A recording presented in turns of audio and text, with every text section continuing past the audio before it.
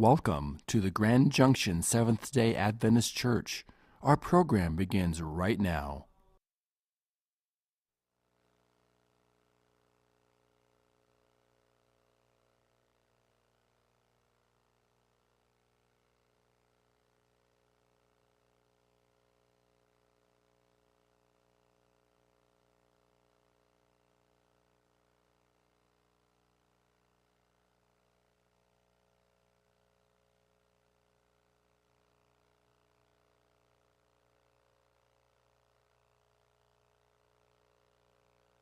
Preparation for this doing research, and I found that the Bible commentary had 6 pages of comments on chapter 3 of Genesis.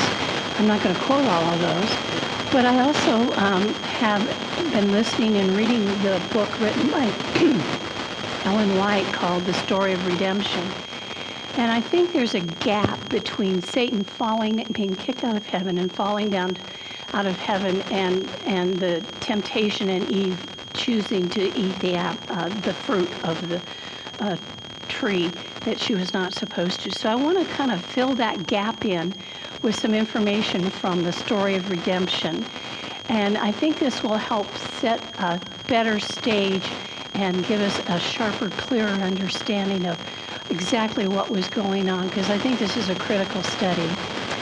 So we're going to share some sections from The Story of Redemption by Ellen White. This is chapter 3, Consequences of Rebellion. In the midst of the garden near the tree of life stood the tree of knowledge of good and evil. This tree was especially designed of God to be the pledge of their obedience, faith, and love to Him. Of the tree the Lord commanded our first parents not to eat, neither to touch it, lest they die. He told them that they might freely eat of all the trees in the garden except one. But they ate of that tree that they would surely die. When Adam and Eve were placed in the beautiful garden, they had everything for their happiness which they could desire. But God chose, in His all-wise arrangements, to test their loyalty before they could render eternal security. They were to have His favor, and He was to converse with them, and they with Him. Yet He did not place evil out of their reach. Satan was permitted to tempt them. If they endured the trial, there would be a perpetual favor with God and the heavenly angels. Satan stood in amazement at his new condition. His happiness was gone. He looked upon the angels who with him were once happy, but who had been expelled from heaven with him. Before their fall, not a shade of discontent had marred their perfect bliss. Now it all seemed changed. Countenances which had reflected the image of their master were gloomy and despairing. Strife, discord, and bitter recrimination were among them. Previous to their rebellion, these things had been unknown in heaven, and Satan now held terrible results of his rebellion. He shuddered and feared to face the future and contemplate the end of all. The hour had come. Satan had with him resounded of his dear son, but now instead of strains of sweet music, discord and angry words fell upon every ear of the rebellious leader and king. Where is he? Is it not all horrible dream? Is he shut out of heaven? His angels that fell with him were thinking this. Are the gates of heaven never more to open to admit him? The hour of worship draws nigh, but when bright and holy angels now before the Father, no more will he unite in heavenly song. No more will he bow in reverence and holy awe before the presence of the eternal God. Could he again, as he was, be again as he was, pure, true, and loyal? Gladly would he yield up the claim of his authority. But he was lost. And this was not all. He had led others to rebellion, and the same had the lost condition as he did. Angels who had never thought to question the will of heaven or refuse obedience to the law of God till he had put it into their minds, presenting before them that they might enjoy a greater good, a higher and more glorious liberty. This had been the sophistery which he had deceived them with. And responsibility showed now rest him from who he would be released. These spirits had become turbulent with disappointing hopes. Instead of a greater good, they were experiencing sad results of disobedience and disregard of the law. Never more would these unhappy beings be swayed by the mild rule of Jesus Christ. Never more would their spirits be stirred by the deep, earnest love, peace, and joy which his presence had ever inspired in them, to be returned to him in cheerful obedience and reverence and honor. Vicki, would you read the next section? Well, rather than read it all, I'd like to kind of summarize it. The first sentence in this section says, Satan trembled at his work. It turns out he was alone in his meditation, and an angel was passing by, and he called out to the angel, and he said, I seek an interview with Christ. And so the angel took the message to heaven, and Christ granted an interview. He came and spoke with him, and Satan said he was willing to, that he repented of his rebellion, and he wished again to be in the favor of God. He was willing to take again his place at the throne, guarding the throne. And it caused Christ to weep because he understood completely that Satan, or that heaven would be placed in too much jeopardy. The seeds of rebellion were still in Satan. The law of God condemned but did not pardon. It's interesting to me that Satan said, oh, I'll take my place back. And that reminded me of the story of the prodigal son. When he repented, he said to, his plan was to say to his father, excuse me,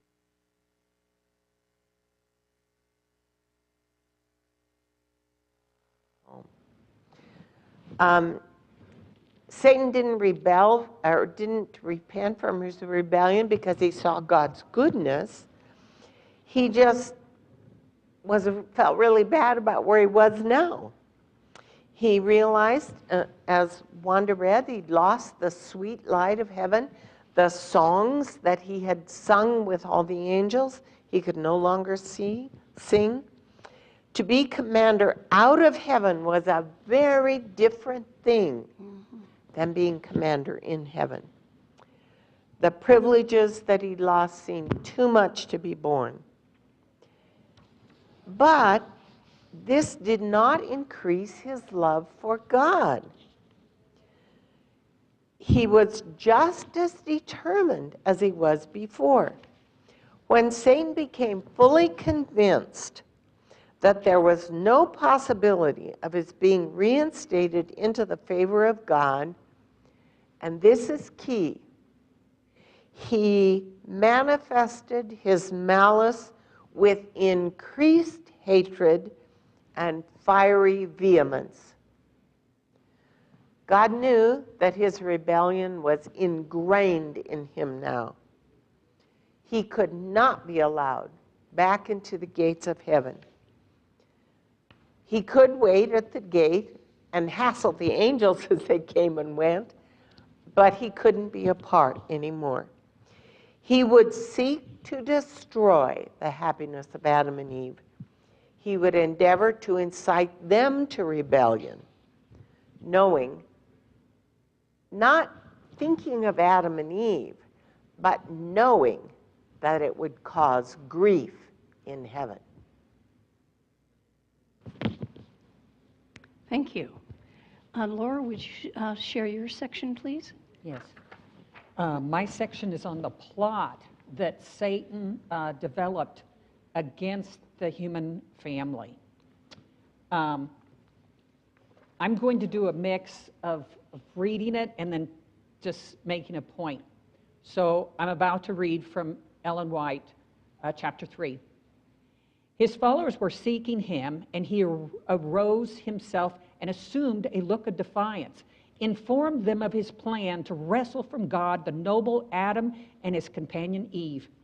If he could in any way beguile them to disobedience, God would make some provision whereby they might be pardoned, and then himself and all the fallen angels would be in a fair way to share with them of God's mercy. If this should fail, they could unite with Adam and Eve, for when once they should transgress the law of God, they should be subjects of God's wrath like themselves. Their transgression would place them also in a state of rebellion, and they could unite with Adam and Eve, take possession of the Garden of Eden, and hold it as their home. And if they could gain access to the tree of life in the midst of the garden, their strength would, they thought, be equal to that of the holy angels, and even God himself could not expel them. Now let me stop right there. Laura's commentary. Satan had some goals here he wanted to achieve by getting these Adam and Eve to fall. First, if he could get them to sin, maybe he would get the access to God's mercy that God would extend to the human race. Maybe he and his angels could get that mercy too. But if that failed, then they could take possession of the Garden of Eden, which obviously they didn't have possession of, right? They'd get possession of that Garden of Eden and get access to that tree of life because their strength, they thought, would be improved. Now, if you remember what Revelation 12:7 says, they were not strong enough to keep their place in heaven. So they're trying to get access to this tree of life so they can get their strength back and get back into heaven. They want back into heaven, like what the others had read about. They want back. Right. So, now I'll go back to reading here. Satan held consultation with his evil angels. They did not all readily unite to engage in this hazardous and terrible work. He told them he would not entrust any one of them to accomplish this work. No trust. Thank you. Yeah. Thank you, Vicki. No trust. He wasn't going to trust any of these other angels to do this dirty work. He himself had to do it. For he thought that he alone had wisdom sufficient to carry forward such an important enterprise. He wished them to consider the matter while he should leave them and seek retirement and mature his plans. He sought to impress upon them that this was their last and only hope. If they failed here, all prospects of regaining and controlling heaven or any part of God's creation was hopeless. Satan went alone to mature his plans that would most surely secure the fall of Adam and Eve. He had fears that his purpose might be defeated. And again, if he should be successful in leading Adam and Eve to disobey the commandments of God and thus become transgressors of his law, and no good come to himself, his own case would not be improved. His guilt would only be increased. Yeah. He shuddered at the thought of plunging the holy, happy pair into the misery and remorse that he himself was enduring. So there was a little bit of sympathy left. Just out. No trust, but a little tiny bit of sympathy. Yeah, thank you, Becky. Yeah. Good commentary here. Yeah.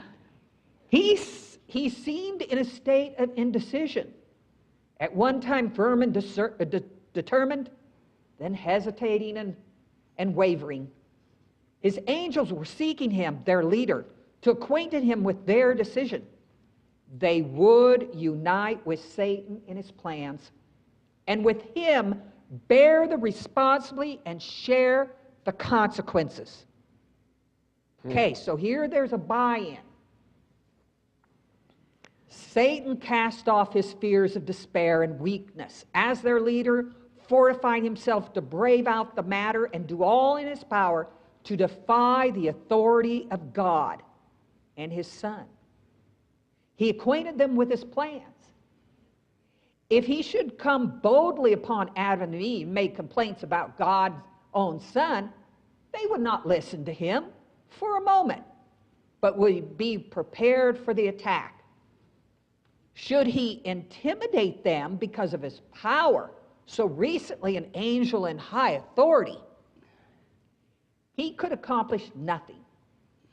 He decided that cunning and deceit would do what might or force could not. Mm-hmm.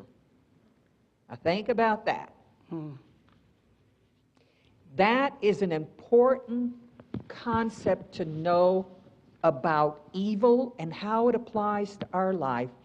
Satan knows he's much more effective by cunning and deceit than outright force. Back to reading. God assembled the angelic host to take measures to avert the threatened evil. It was decided in heaven's councils for angels to visit Eden and warn Adam that he was in danger from the foe.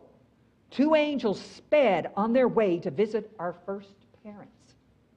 The holy pair received them in joyful innocence, expressing their grateful thanks to their Creator for thus surrounding them with such a profusion of beauty. Everything lovely and attractive was theirs to enjoy, and everything seemed wisely adapted to their wants. And that which they prized above all other blessings was the society of the Son of God and the heavenly angels, for they had much to relate to them at every visit of their new discoveries of the beauties of nature in their lovely Eden home, and they had many questions to ask relative to many things which they could but indistinctly comprehend.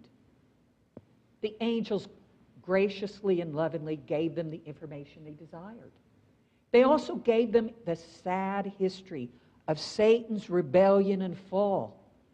They then distinctly informed them that the tree of knowledge was placed in the garden to be a pledge of their obedience and love to God.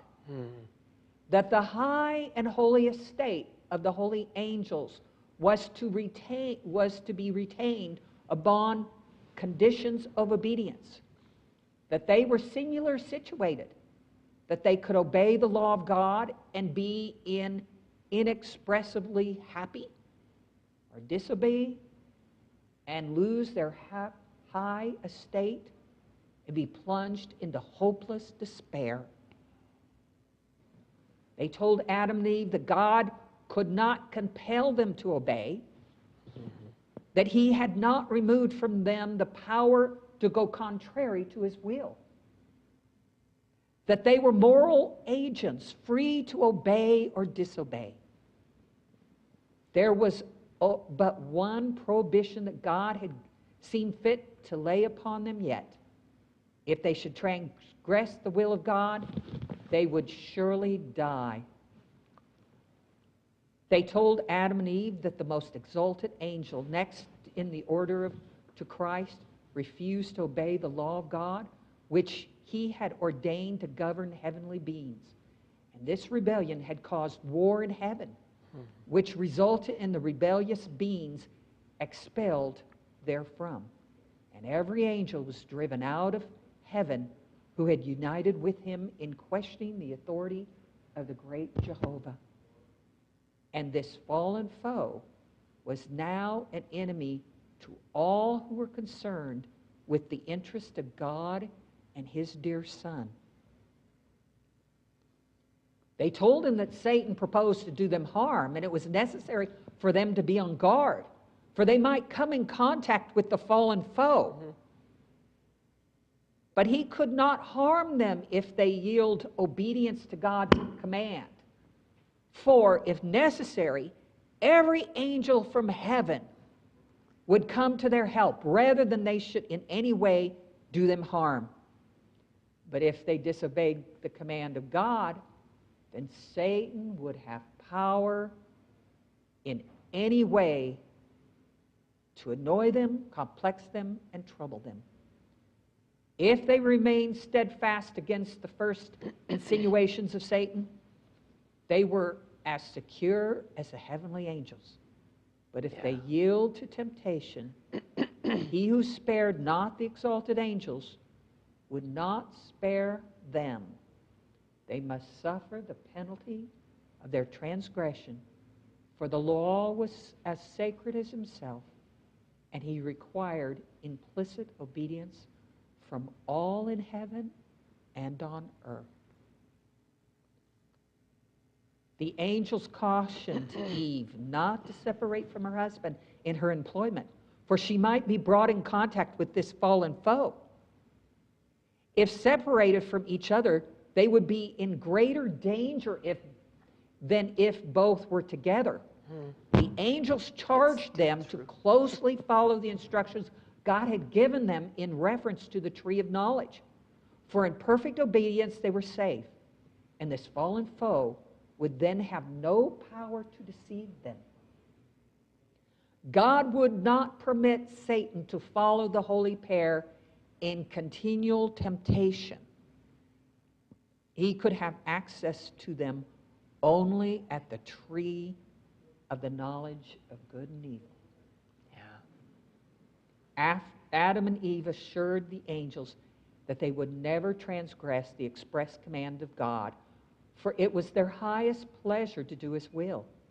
The angels united with Adam and Eve in holy strains of beautiful music, and as their songs pealed forth from blissful Eden, Satan heard the sounds of these strains of joyous adoration of the Father and Son, and as Satan heard it, his envy, hatred, and malice increased. He expressed his anxiety to his followers to incite them to disobedience and at once bring the wrath of God upon them and change their songs of praise to hatred and curses of their Maker. Thank you. I find we know that they walked and talked in the garden with God, and God withheld nothing from them. He shared everything.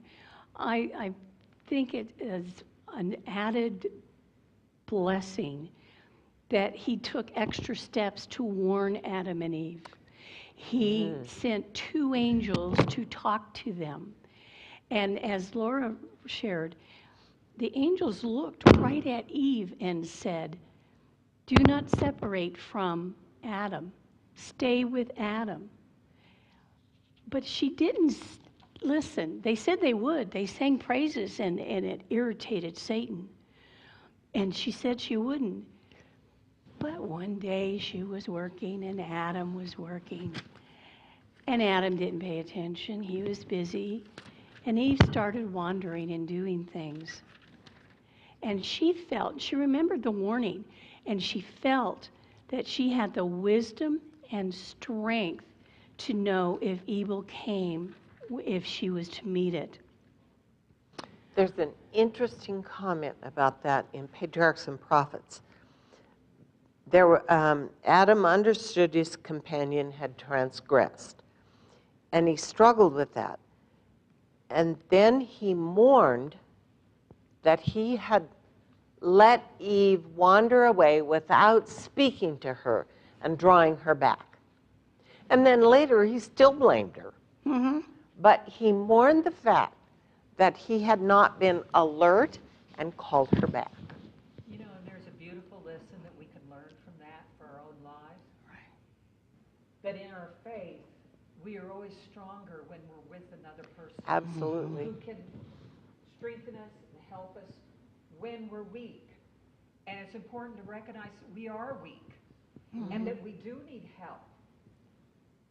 And so it's so important to have a friend or a spouse or a family member, somebody who encourages. Laura, excuse me, can you use that mic?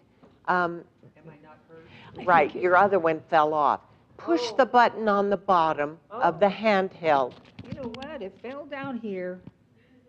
Well, let's see if I can put this thing back on. Okay. I'm sorry, you guys. Is it working now? Now, That yes. sounds good. Yes. Yeah. Great. Okay. But see, it's so important for us to have another person who can strengthen us and help us, because we're all weak. Right. If we admit that we're weak, Yeah. in those moments of temptation, that other person who can say, no, don't do that. If Adam had then been there at her side, you can bet he would have said, don't do it, honey. Yeah, right, right. That's called an accountability partner. We all need them. Yes. Yeah. And I think it also points out the importance of interacting with fellow believers yeah. in Sabbath school and in church. And sometimes you can't. I travel with my nursing management, and so I'm not always here at home, and I miss my church family. But I love watching the Sabbath school panel and watching the sermon when I'm out of town. So it's important for us to get with people who have the same faith and belief. It strengthens each of us as we do that. So now we've got the stage set. We have a clearer understanding. I never thought that Satan was disappointed in how he was feeling after he was kicked out. He didn't have the elation and joy. And his angels that followed with him had to think about, well, do we want to follow him? Do we not want to follow him? What's going on? And the extra steps that God took to warn Adam and Eve.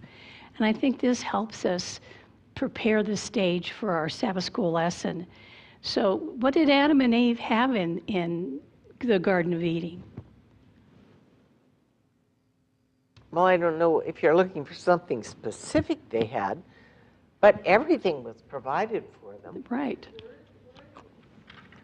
They had everything provided for them. And they were warned, so they were prepared. God gave them as much ammunition and armor to prepare them for this test. So let's look at Sunday's lesson, the serpent. And Vicki, would you read Genesis 3, 1 through 4? Okay. Genesis 3, and I'm reading from the New Revised Standard Version.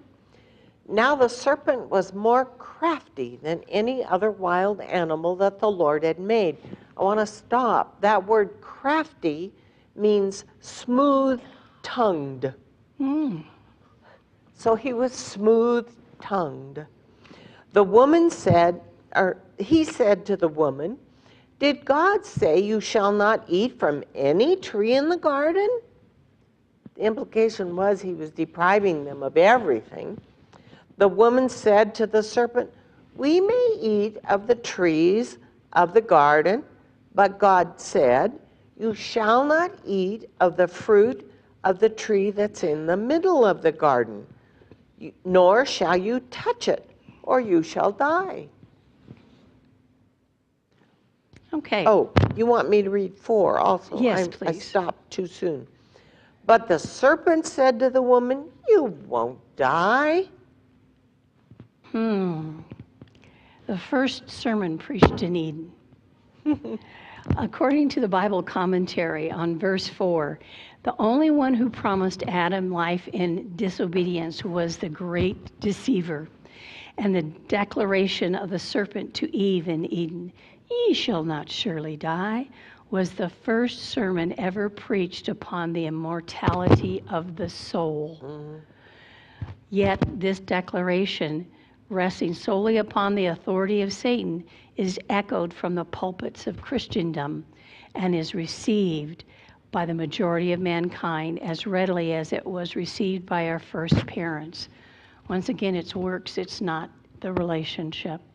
And this is from the Bible, like I said, the Bible commentary, and this is a quote from Great Controversy, page 533. So Adam and Eve were separated, and the serpent's talking with Eve, and she thought it was unusual. It was talking, but it was in the tree, and it was eating the fruit of the tree. And the serpent told her that he got the power of speech from eating the fruit. Now, what do you think about that? Well, he started with a lie when he said, no, it was that smooth tongue part of him, Right. that craftiness when he said, he turned around what God had said, you may eat of all except one, and he made it sound like God said you can't eat from any of the trees. So that was obviously deceitful. And then he said,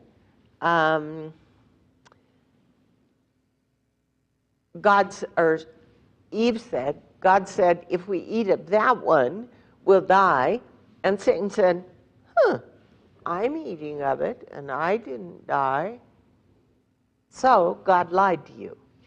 See, I think at the heart of this is the war between truth and error, truth and lies.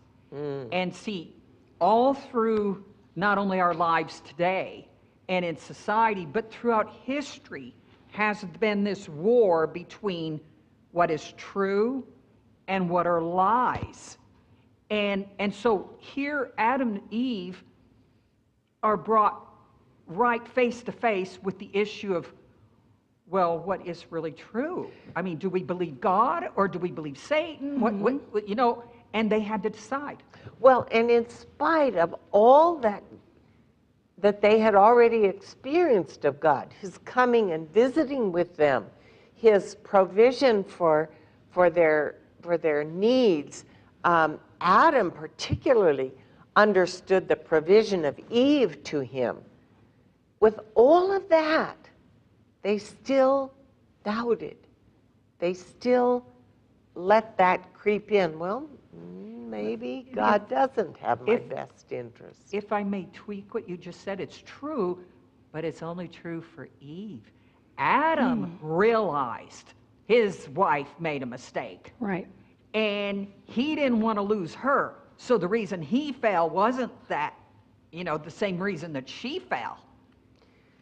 You know what I'm saying? She was deceived. He made a blatant choice. He did. He just didn't want to lose his wife. Right. Well, go ahead. Excuse me. Isn't that also a lack of trust? Oh, sure. Yeah. God gave him Eve. Couldn't he? Well, anyway, it We seemed don't like, know what plan God had if Adam had chosen to follow him and Eve didn't.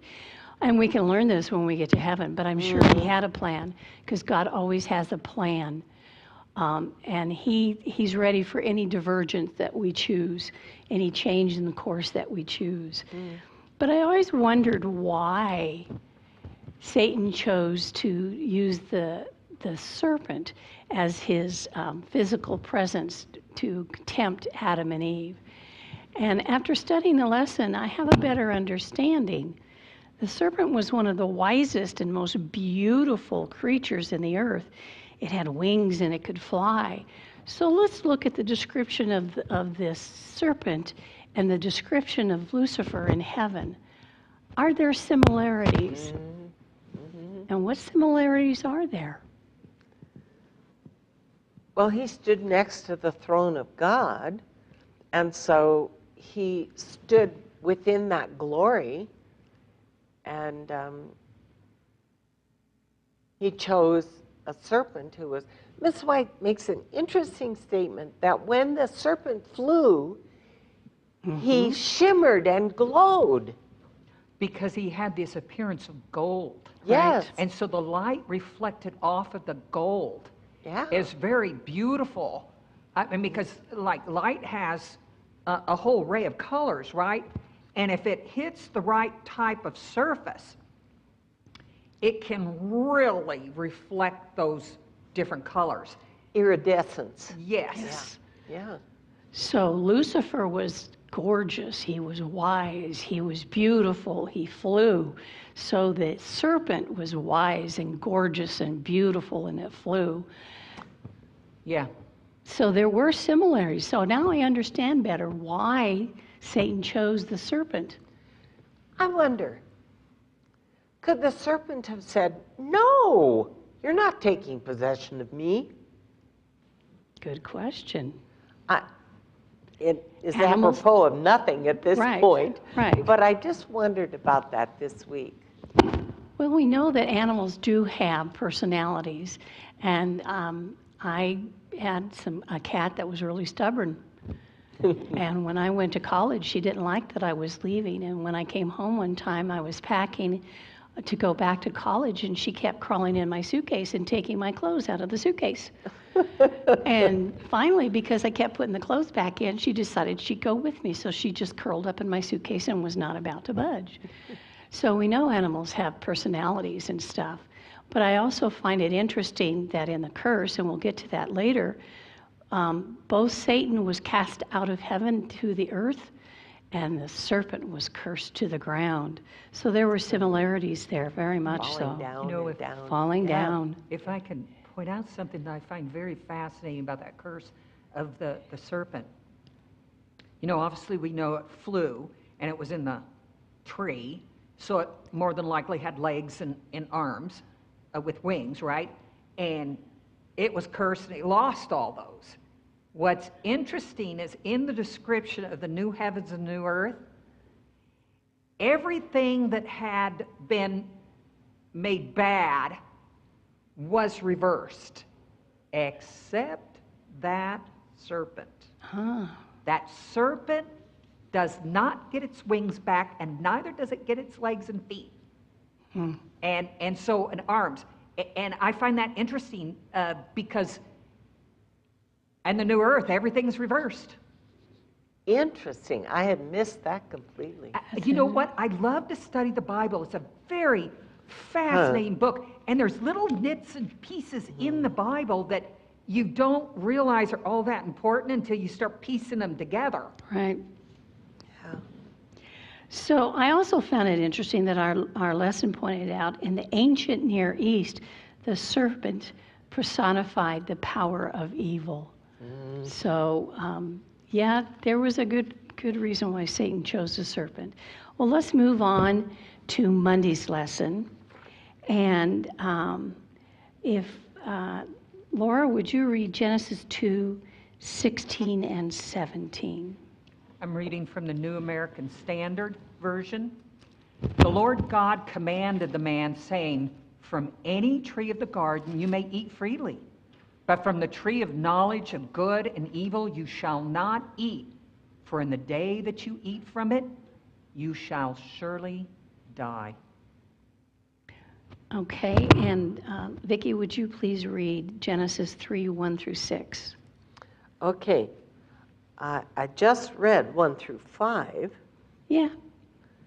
All right. So, now the serpent was more crafty than any other wild animal that the Lord had made. He said to the woman, "Did God say you shall not eat from any tree of the garden?" The woman said to the serpent, "We may eat of the fruit of the trees in the garden. But God said, you shall not eat of the fruit of the tree that's in the middle of the garden, nor shall you touch it, or you will die." But the serpent said to the woman, "You will not die, for God knows that when you eat of it, your eyes will be opened, and you will be like God, knowing good and evil." So, when the woman saw that the tree was good for food, that it was a delight to the eyes, and that the tree was to be desired to make one wise, she took of its fruit and ate. And she also gave some to her husband who was with her, and he ate. Then the eyes of both were opened, and they knew that they were naked. And they sewed fig leaves together and made loincloths for themselves. Verse 8. They heard the sound of the Lord walking in the garden at the time of the evening breeze.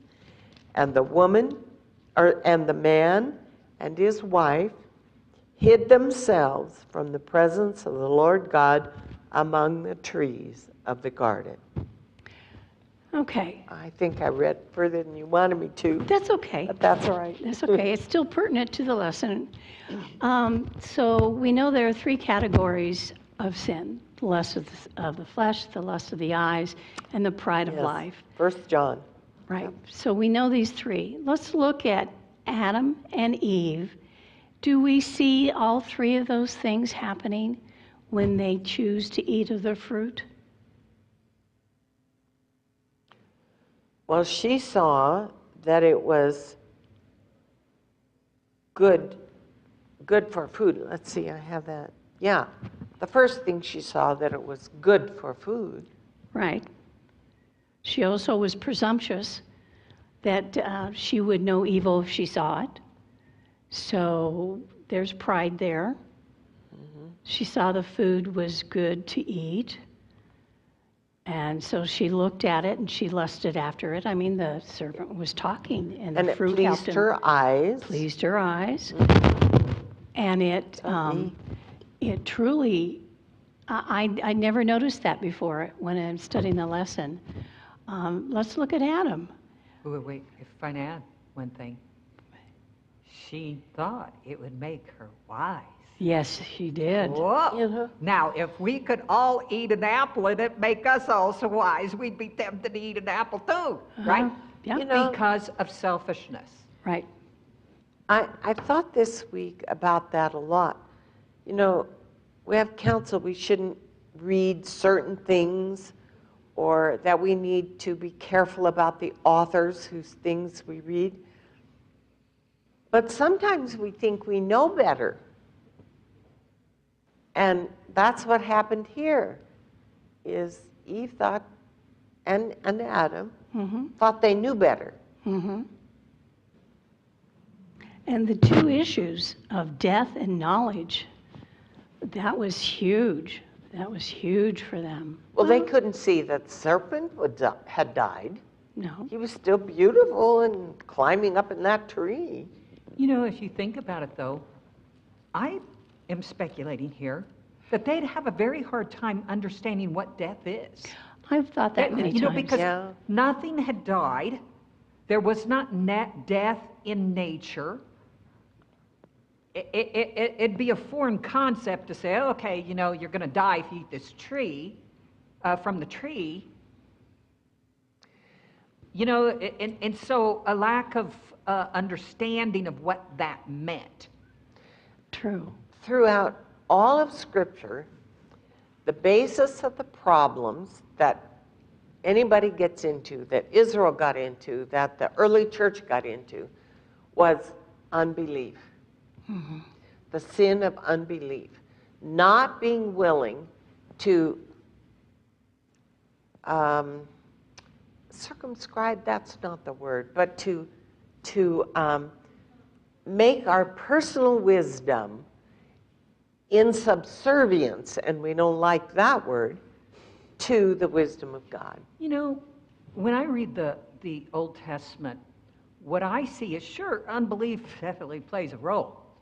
But what I see is an immense amount of flat-out ignorance. So, like the Israelites come out of Egypt, they're in the wilderness, Moses goes up to the mountain to receive the law, right? And what do they say? Make us this golden calf.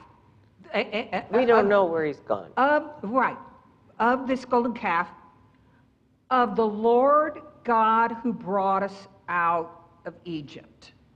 So what, in my reading of the scriptures, what they did was they mixed this cultural religion from Egypt with the true faith that they were being taught through Moses. They blended it together to get this golden calf. Who brought them out of Egypt?